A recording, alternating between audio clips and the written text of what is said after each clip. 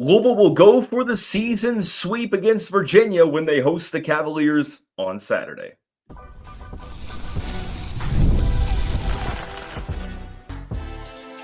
You are Locked On Louisville, your daily podcast on the Louisville Cardinals. Part of the Locked On Podcast Network, your team every day. Card Nation, what's going on, everyone? And welcome into this Friday edition of the Locked On Louisville podcast. I'm your host, Dalton Pence. This is my fifth year covering the University of Louisville, third year hosting this show. And I want to take the time to personally thank you all for making us your first listen of the day. Just a reminder, the show is free and available on all streaming services 5 days a week. Your team every day. Today's episode of the show brought to you by FanDuel. From the first whistle to the final drive, FanDuel makes the NFL playoffs even more exciting. Right now, new customers can bet $5 and get $300 in bonus bets if you win your first bet. All you have to do, visit FanDuel.com to get started. Louisville looking to complete the season sweep over Virginia. The Cardinals will host the Cavaliers at the KFC Yum Center at noon on Saturday. I feel much more confident in this matchup now than I did in the first installment of the season series just a couple weeks ago. I'll explain why. Louisville is on a 7-game winning streak. To get win number 7, they had to go on the road and defeat Syracuse. They did in blowout fashion. Not a quality opponent by the metrics, but there's something that makes me super encouraged, and I'll discuss what that is coming up here soon.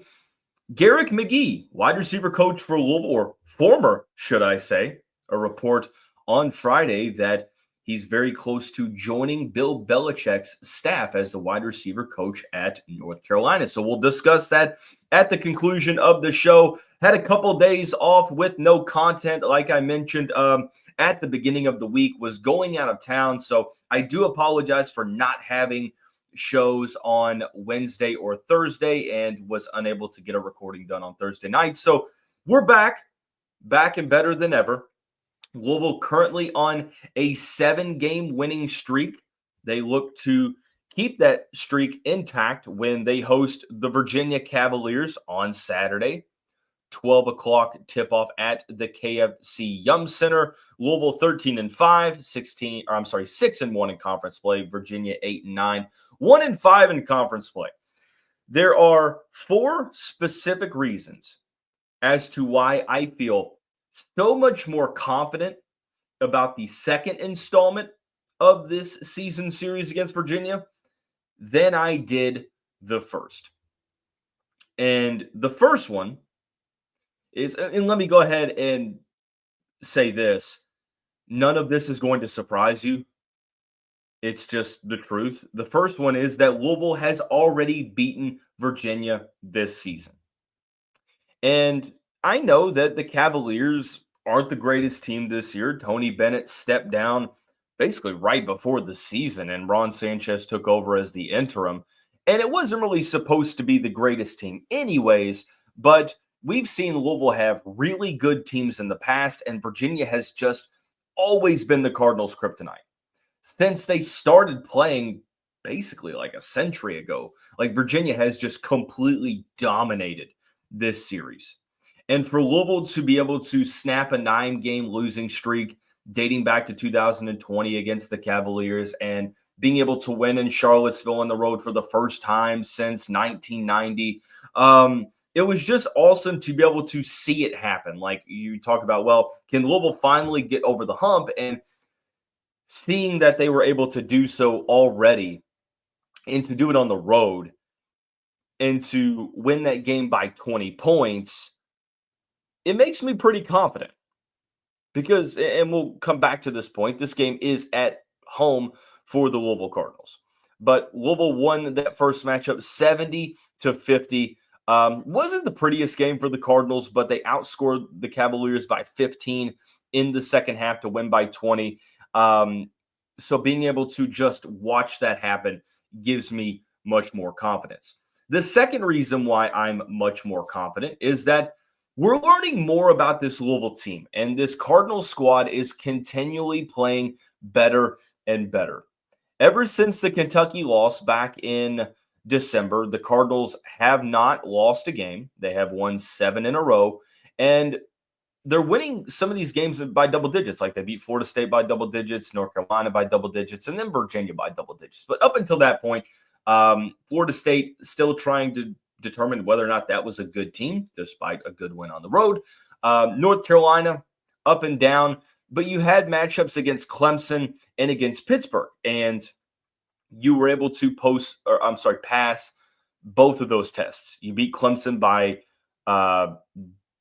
10 points at home, and then you went to Pittsburgh and won that game on the road.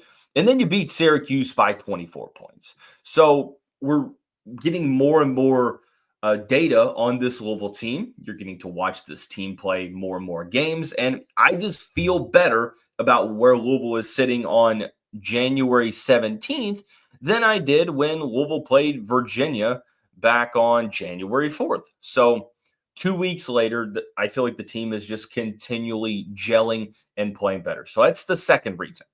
The third reason is that Virginia is on what looks to be a free fall at the moment.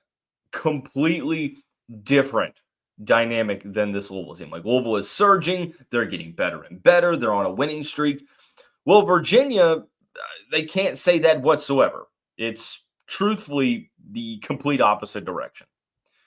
Virginia's last win came against NC State back on December 31st. The Cavaliers have not won a men's basketball game in the 2025 calendar year. The Louisville loss started a 4-game losing streak for Ron Sanchez's squad. And look, you lose your head coach right before the season. The team wasn't maybe supposed to be the greatest anyway.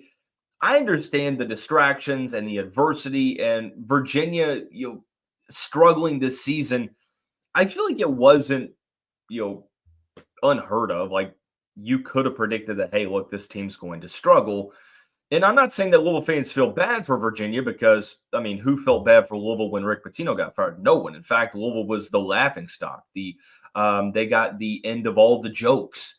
So, forgive the Louisville fan base for not feeling a ton of sympathy towards other fan bases that are currently going through what Louisville had to go through. But I say all that to say that it's not really that big of a surprise that Virginia is struggling. Like the last 3 games they played, all 3 of the new teams. They lost at California by 14. They lost at Stanford by 23. They gave SMU a game. They lost by 2, but they also lost at SMU 63-51. So Virginia is right now just trying to find a way to get back in the win column. Right now they're 8-9. They went into that Louisville game 8-5, 1-1 in conference play. They're currently 8-9, 1-5 in conference play. They're tied for the second worst record in conference play with Boston College and California. So losing to California by double digits, losing to Stanford by double digits, and losing to SMU, like Virginia is just not playing good basketball. And the fourth reason why I'm much more confident is that this is a home game for Louisville. Now, that might obviously go without saying, but I point out Virginia's struggles. The Cavaliers are 0-4 on the road this season. They have yet to win on the road in a true traditional road environment. So all of the signs point to Louisville being in a good spot for this game. But I will say that Virginia is one of those teams to where they make life tough for you. So it's not just going to be a cakewalk. Like Louisville has to go into this matchup with the same urgency that they did against the Cavaliers when they played on the road in John Paul Jones Arena. So I look at this matchup and I'm pretty confident. Like Louisville has to obviously handle business. A couple of points that I'd like to make. Virginia was 5 of 26 from the 3-point line against Louisville the first time around, and they just missed some open shots. So I feel like the Cardinals have to do a better job of defending the 3-point line. And if they do that, then I feel good about the team's chances. Louisville needs to, again, get to the free throw line. This is not really a squad that fouls a ton. Virginia plays pretty physical. It's one of those, like, you can't call them all type teams on the defensive side. So Louisville, I think if you can get to the foul line and limit Virginia from getting there, you're going to be in a good spot. And the third thing for me is getting the crowd involved. Like, Louisville's crowd has gotten progressively better with the passing games. Like the Clemson game, which was the last home game, was the rowdiest that it has been at the KFC Yum Center all season. So if you can get the crowd involved, I feel pretty decent.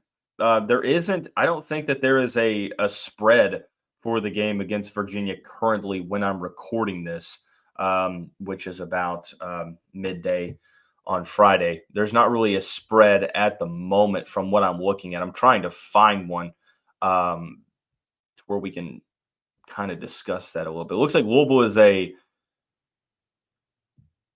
8-point. No, that's football. That makes no sense. I'm not sure why it's showing that way. Yeah, no, there's currently no odds at the moment. So, but Louisville on a 7-game winning streak, looking to keep that streak intact on Saturday when they host the Virginia Cavaliers. How did they get to 7? However, they blew out a Syracuse team that is struggling this season. And despite the metrics not suggesting that the Orange are a good team, there's something about this performance from Louisville that was extremely encouraging to me. And I'll explain what that is when we come back on this Friday edition of the Locked On Louisville podcast.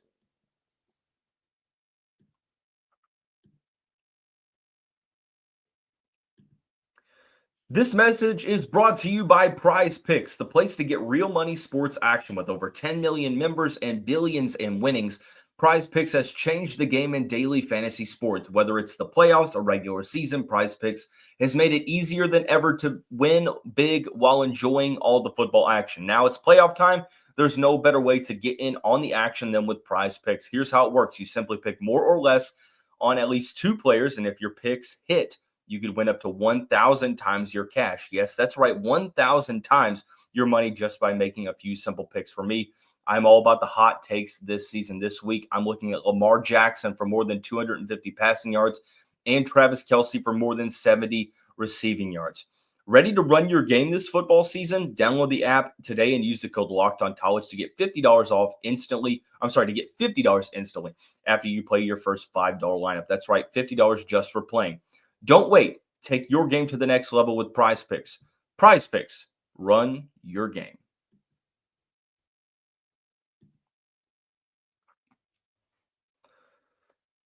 Cardinal fans, again, I want to take the time to thank you all for making us your first listen through the beginning of 2025. Just a reminder, the show is free and available on all streaming services 5 days a week. Your team every day. I will make a quick point before we get into the Syracuse recap.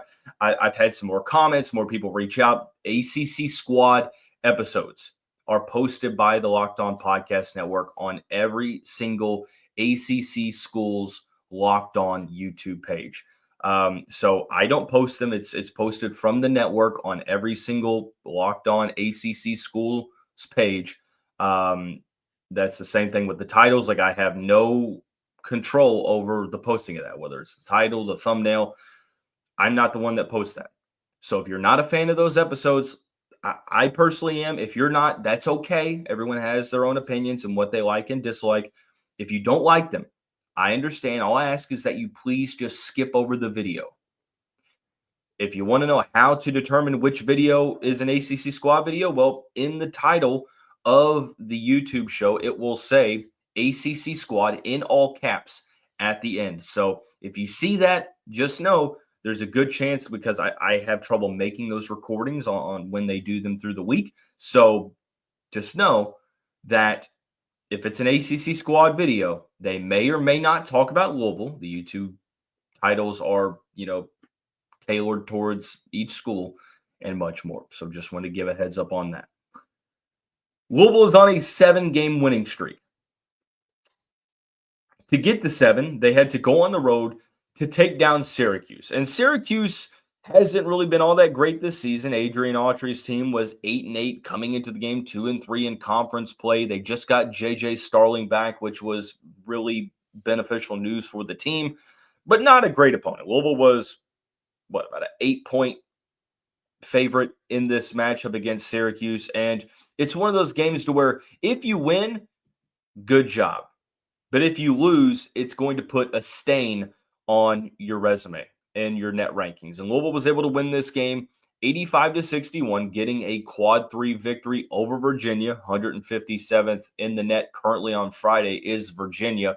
Louisville entered Friday as number 28. They're making a slow climb up the rankings during this winning streak, so continually bolstering their tournament resume and trying to get back to the big dance. But these are the type of games that, you go on the road and you play a team that's not necessarily playing the best basketball, but a road game in conference play is tough nonetheless. Pat Kelsey said it, playing in conference is tough. Playing on the road obviously is even more tough.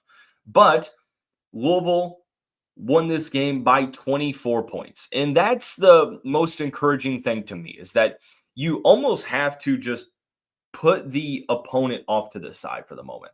You can insert whatever name for the opponent, like Syracuse. I don't care who it is. The profile is you're playing a team on the road in conference play that you are supposed to beat. But you can disrespect the ACC all you want. Winning on the road in conference play is not easy. Winning at Syracuse has been a challenge for Louisville since they've joined the ACC and even back to the Big East days. It wasn't the greatest home environment for the Orange. They tried to do this like weird green shirt theme thing. I'm not really sure what was going on. But Louisville was able to get out to a first half lead, go into halftime with like a 16-point lead, if I'm not mistaken.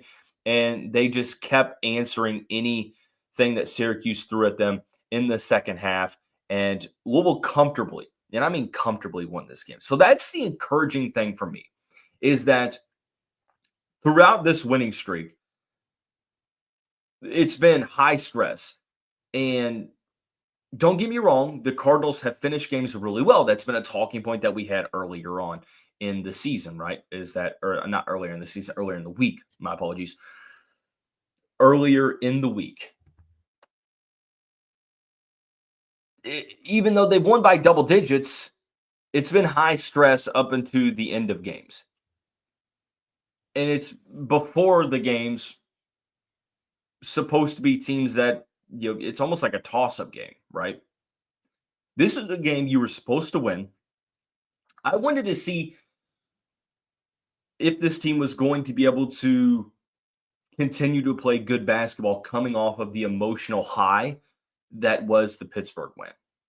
And I know that, everyone will say, well, Pat Kelsey has his teams ready to go each and every evening that they play. And I'm not refuting that point or disagreeing. I just wanted to see it. You're playing on the road against a team you're supposed to win. I said that this could be a trap game. I felt like it really was coming into the game. And Louisville treated this like they do every other game, and like that is the most important thing in the world. And that is exactly how a team is supposed to treat. That's how teams are supposed to treat sports in general. Pat Kelsey's made a point of emphasis, like every single day is the most important thing for this program. That's what he said when he took the job here back in the summer. Is like every single practice is the most important thing to happen to Louisville basketball. That's how you make things so urgent that you can't afford to overlook teams. And Louisville didn't overlook Syracuse. I mean, all 5 starters were in double digits for the Cardinals. Chucky Hepburn led the way, shot pretty well. He hadn't been shooting the greatest, but he shot really well. He was 6 of 10 from 3, 8 of 13 from the field, 7 assists, 24 points overall. He was the game high scorer. Terrence Edwards, 16 points. Javon Hadley had a 13-point, 10-rebound double-double. Rain Smith, 10 points, was in the starting lineup. James Scott, 10 points and 8 rebounds. Really nice to see Louisville just, again, continue to fill up the scoring with not just one player. Now, they didn't get a lot of bench production from scoring. It was, 12 points. Abubakar Traore, Noah Waterman, Frank Ansel Amibe. but the Cardinals were able to coast to victory. They made life really challenging for J.J. Starling. 1 of 7 from the field, 4 points, didn't have a field goal for a good portion of this game. Like, they made things so challenging for him. The lowest amount of points that he scored in years, like multiple seasons. I think dating back to like his sophomore year, or I'm sorry, his freshman year, if I'm not mistaken. This was huge to be able to defend him that way, because he came into this game, coming off of injury.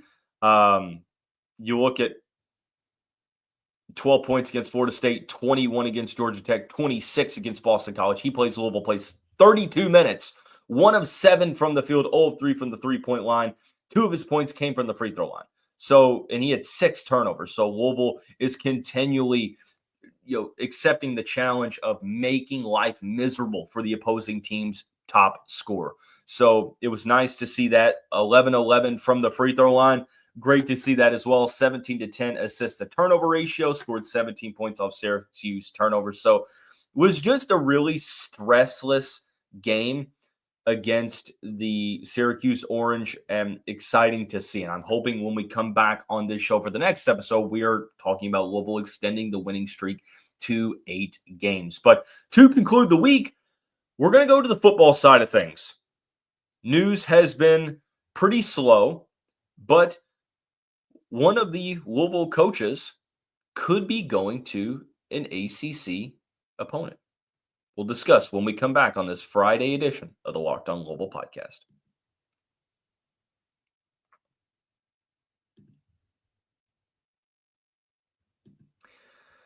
From the first whistle to the final drive, FanDuel makes the NFL playoffs even more exciting. Right now, new customers can bet $5 and get $300 in bonus bets if you win your first bet. That's $300 to keep the action going. For me, the FanDuel app makes things so easy to navigate, and the variety of bets keep every game exciting.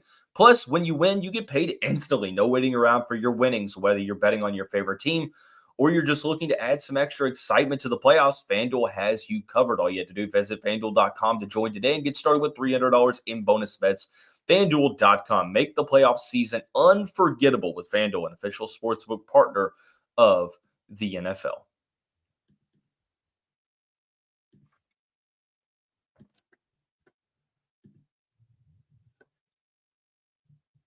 Football news has been kind of slow at the moment, and that's not uncommon. You're on the end of the first portal window.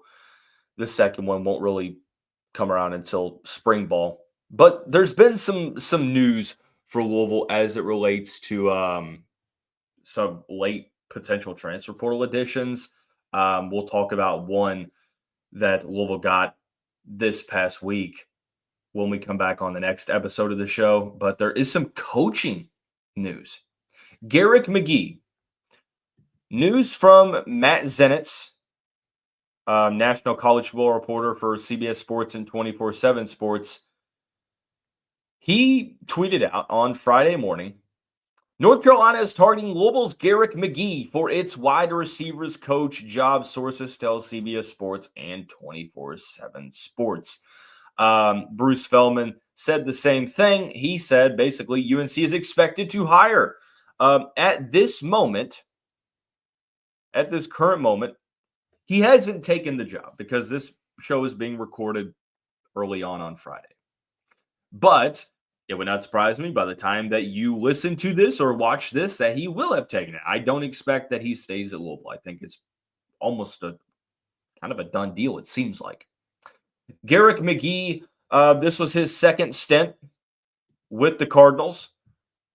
He was the OC / associate head coach / quarterback coach back in 2014, 2015. Since then, he has been at a couple different schools. He went to Illinois, and then Missouri, and then Florida, and then Purdue, and then back to Louisville when Jeff Brom got the job. And now he is expected to join Bill Belichick's staff at North Carolina. I will say this, this move doesn't, I think, mean like it's not like significant in the way that it could alter the season for Louisville next year. It does it does have an impact because I think Garrick McGee did a pretty decent job. I wish him the best. I appreciate him for his role in bringing in Ja'Cory Brooks and Colin Lacey and Jamari Thrash. I don't think that this is a move that's going to hurt the offense a ton because I trust Jeff Brom with offensive coaching hires. I think that Louisville needs to bring in a coach that, well, I think that first of all, Louisville has to assess or reassess their high school recruiting. They have to reassess their high school recruiting tactics. Louisville needs to bring in a good recruiter at the wide receiver spot, at the wide receiver coaching spot. In the past couple of years, you really haven't seen many players develop a ton from the high school ranks at the wide receiver spot. So hopefully, Louisville can just bring in a coach that, maybe you upgrade the, player development at the wide receiver spot. You bring in a coach that can upgrade your recruiting. Now, portal recruiting has been pretty good at that specific position, but high school recruiting really hasn't. And Louisville's missed out on some wide receiver targets in the portal this year. And obviously you bring back Lacey and Chris Bell, but Chris Bell, I would say is maybe I spoke too soon. Chris Bell has developed under this staff. So I can't say that none of the players have developed, but I expect that Louisville is going to make a good hire at the wide receiver spot. A couple things that I'm looking for. Bring Gunter Brewer back. I would love to see that. I doubt that would happen, obviously, but man, I would love to see. I'd love to see Gunter back at the Louisville. Really, really good wide receiver coach, and that's not speaking of anything from a knowledge perspective. Just me from an intuition spot. I've heard one name. I won't say it out loud because I don't really have the availability to do so. But would be a good recruiter, good talent developer. We'll see if that were to happen, but I don't really worry about this move for the Cardinals. I do wonder. I think the hire will tell me a lot about, the high school recruiting moving forward, because I do think that is something that Louisville has to get more recruiters on staff. So if the Cardinals can hire an upgraded candidate at the spot, that would be great, but also hire a better high school recruiter. So again, I wish Coach McGee the best. There's no ill will or sourness, for at least from my point of view, or anyone from Louisville. I appreciate all that he's done in helping the Cardinals win at least 9 games in back-to-back seasons. Wish him the best in Chapel Hill, unless he plays Louisville, but hope that this move is everything that he hopes for it to be, and I hope that Louisville is able to make the right hire at the wide receiver coach moving forward. I would imagine that this probably is a search that goes pretty quickly. I don't know what the timeline would look like, but going into spring camp coming up around the corner eventually, you're probably going to want to make this hire pretty quickly. So we'll see what happens, but that's going to wrap up this episode of the show. When we come back, probably on Sunday, we'll break down Louisville's performance against Virginia. We'll talk about the winning streak from the women's basketball team and much more. We'll see you soon. Everyone have a great weekend. Stay warm. Most importantly, go Cards.